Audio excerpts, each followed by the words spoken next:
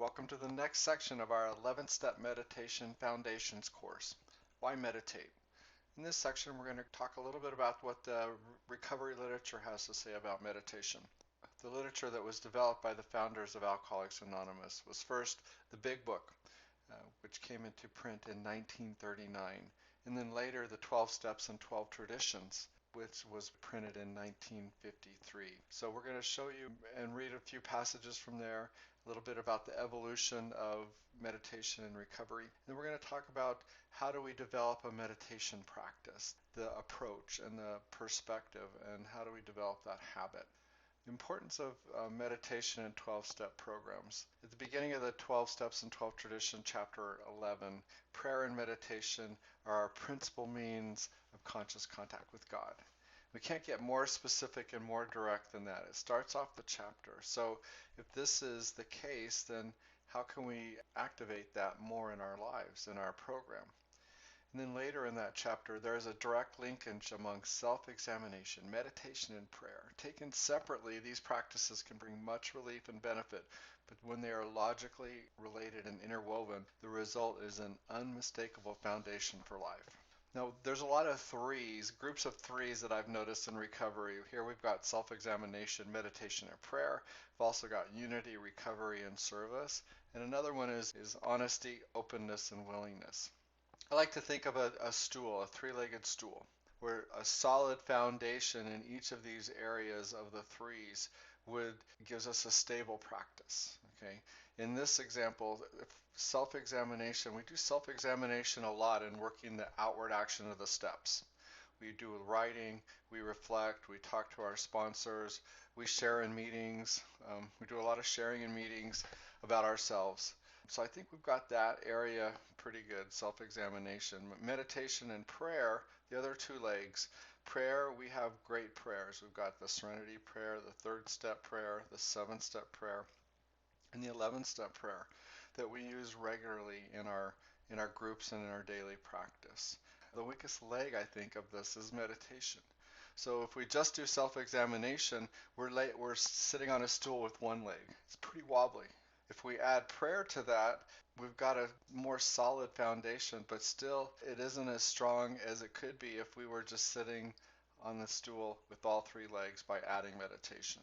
So we're going to help you with this section of your program, meditation, specifically in this course. In the Big Book, in page 85, it states, "We shouldn't be shy on this matter of prayer. Better men than we are using it constantly. It works if we have the proper attitude and work at it. It would be easy to be vague about this matter, yet we believe we can make some definite and valuable suggestions." And it goes on to talk about reviewing our day and thinking through how we could improve and how do we apply the steps, and then what we're going to do the next day to improve upon that. And this type of meditation I would put in a category of reflective meditation. It's a thinking meditation. It's a pondering meditation. It's a reflecting meditation, which is certainly a valid type of meditation. It probably stems from where our founders were learning about spirituality back in the 1930s. But then if we look forward to the 12 and 12, when it came out in 1952, 53, you can see an evolution. There's certainly more thought put into and more understanding about prayer and meditation, and they describe the actions much better and the benefits much better. So I'm going to read a couple passages here. Page 97, the 12 and 12. "Those of us who have come to make regular use of prayer would no more do without it than we would refuse air, food, or sunshine. And for the same reason, when we refuse air, light, or food, the body suffers. And when we turn away from meditation and prayer, we likewise deprive our minds, our emotions, and our intuitions of vitally needed support. As the body can fail its purpose for lack of nourishment, so can the soul. We all need the light of God's reality." This next section is probably one of my favorites in Step 11, page 101 and 102. "Meditation is something which can always be further developed. It has no boundaries, either of width or height. Aided by such instruction and example as we can find, it is essentially an individual adventure, something which each of us works out in his own way. But its object is always the same, to improve our conscious contact with God, with His grace, wisdom, and love. And let's remember that meditation is, in reality, intensely practical. One of its first fruits is emotional balance. With it, we can broaden and deepen the channel between ourselves and God as we understood Him. So you can see that from the big book to the 12 and 12, there's an evolution, there's a deepening understanding of the practice of meditation.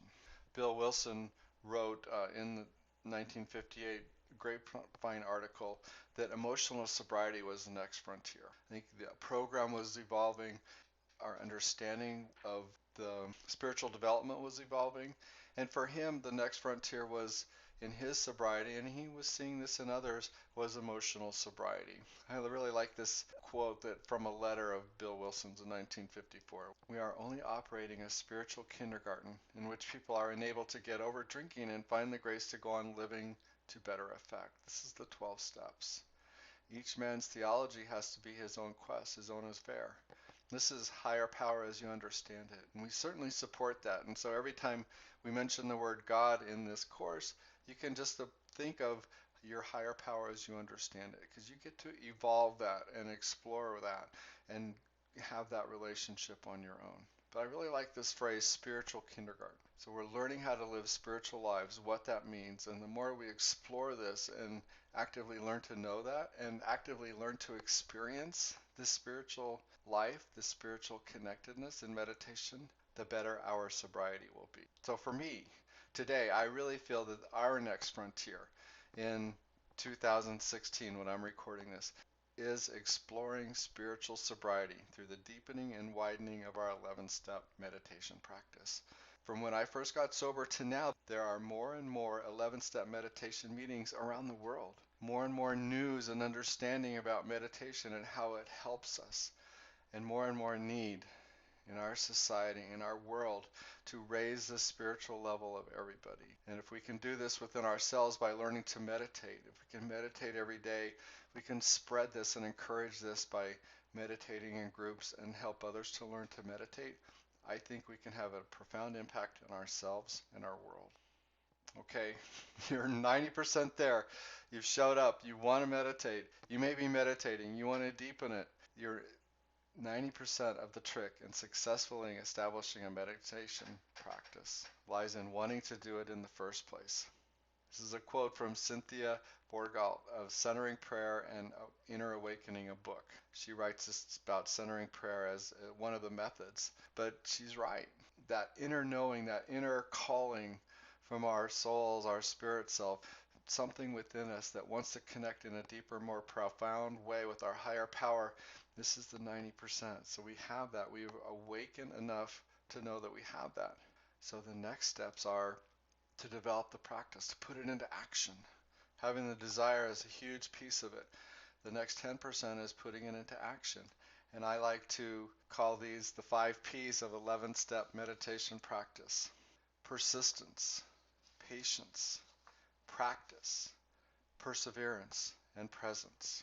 I'll just go lightly over these. In the additional resources on the course, you'll see a link to a blog post that has more of this in depth. But for me, persistence is I need to continued effort to overcome the habits and patterns of my thinking, feeling, and acting that I've been using my entire life. Patience. I need to bring patience. I need to know that it's going to be awkward. It's going to be difficult. I'm not going to want to do it. I'm going to have apparently unproductive meditations, but they all count.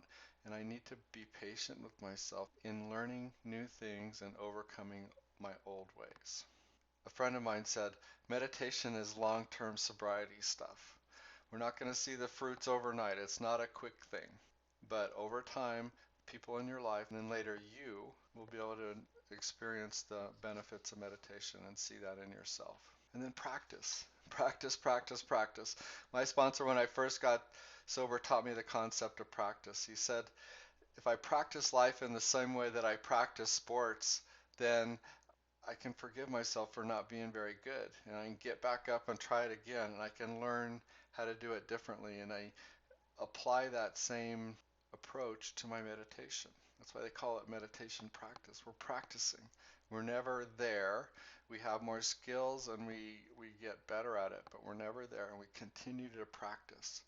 We, and then perseverance. Very similar definition to persistence, which is why I put it in here. We have to persevere. We have to persist. I can't tell you how many meditations I bailed out of. I stopped because it seemed like my mind was too busy. I couldn't do it. That's what I thought, and I would quit. The next day I would try it again. But if I persist through those times when I want to quit, I'm going to soon overcome that. I don't know about you, but when I was out there drinking and using, I quit a lot of things. If it was hard and uncomfortable, I didn't do it. I quit. And going in and out of the program for 5 years, I certainly quit on sobriety and a spiritual program over and over again. So I'm learning not to quit. I'm going to be persistent. I'm going to have patience. I'm going to have practice, and I'm going to persevere. I'm going to have presence. I'm going to be in the presence of my higher power. I'm going to be in the moment. The more I can be in the presence of my higher power and remember that I'm always in the presence of higher power, the more I will experience the grace of that connection, and it will broaden my life and those around me. So we're creating a habit. It takes work. It takes effort. This is from one of Stephen Covey's books. What is a habit? It's something that we do unconsciously or consciously, but we have less resistance to it. And the intersection of developing a habit is the three things. Again, the three-legged stool. Knowledge, what to do. Okay, we've been talking about why, what to do, meditate to improve ourselves and our world. The skill, we're going to get into the techniques and applying steps 1, 2, and 3 to meditate and applying those steps while we meditate. Actually work the steps. And the desire and motivation, the want to do. This is something that you need to bring to this. And the desire and motivation won't always be there, but if you can bring in the skill and the knowledge to get you to show up when you don't want to persist and persevere, then you will eventually create a habit. Some say it takes 30 days to do things over and over. For me, it takes longer. Okay, for you, you'll have to discover what that is. But we are hardwired and guided in our habitual habits and emotions. We are hardwired and guided in our habitual thinking. We have emotional and thinking habits, and these are unconscious. We think of these as who we are, our ego. But science has shown, and we've done a lot of studies, and I've learned that a lot of our hardwired thinking habits were developed when prenatal or our first year or two, when we were exposed to events, trauma. We were scared. Our mother was scared. There was things going around us that we didn't understand. So we created these unconscious habits, and our brains actually mapped those habits to be hardwired to help us react to protect ourselves. So when we get into 6 and 7 later, we'll really dig into this. But just know that we are hardwired. It's not who we are, it's how we're wired today. And the good news is neuroplasticity. This is a science term for the ability to change our brains. We can rewire them. We can overcome those old habits and we can develop new ones. And one of the most effective ways to do that is through meditation. And that's what we're going to do in this course, and that's what you're going to learn how to do. So there are tons of reasons to meditate, and I could go on and on and on, but you know why you're here. You have other people in your life and people in the program that have got you to this point. But I really want you to listen to what Wayne Dyer has to say. Wayne Dyer is a great spiritual teacher that passed away recently. My first self-help book I read in the 1970s while I was still drinking and using. The Erroneous Zones was his first book, and I followed his career ever since, and it really helped me. He broke down how to improve our lives into steps and different perspectives, and he got more and more spiritual as he developed his teaching. And he often talked about how he quit drinking. So while he never admitted he was in the program, I think you can hear in his teachings that there's some recovery. And for me, that added a lot of value. Wayne's audio tape from his Inspired Thoughts CD is immediately below this video presentation. So when we're done with this, I want you to click on play the audio. And it's just about a minute or two, so it'll be quick, but you'll get to hear in his own words what the benefit is of meditation. And I think you'll see that it's pretty profound.